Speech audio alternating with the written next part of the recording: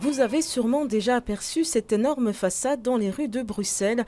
D'ici le printemps prochain, la maison Anon fera peau neuve. Les travaux au niveau de la façade, c'est d'abord bien documenter l'état de salubrité de la façade, donc l'étanchéité des joints, etc.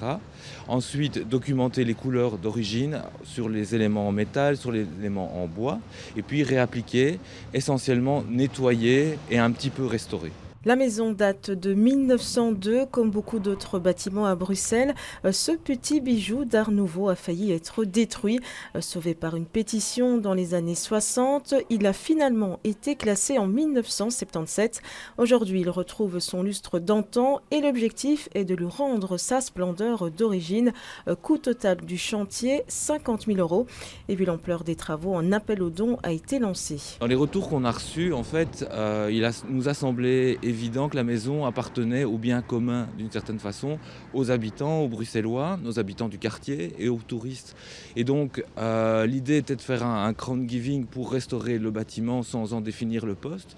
Mais on s'est dit que la priorité était de rendre, sans doute aux habitants et aux passants, donc une façade pour embellir la ville, tout simplement. La région de Bruxelles-Capitale a décidé de dédier l'année 2023 à l'art nouveau. De nombreux bâtiments seront notamment ouverts au public. Ça sera le cas de celui-ci. Les travaux de restauration sur la façade devraient durer 4 à 5 mois.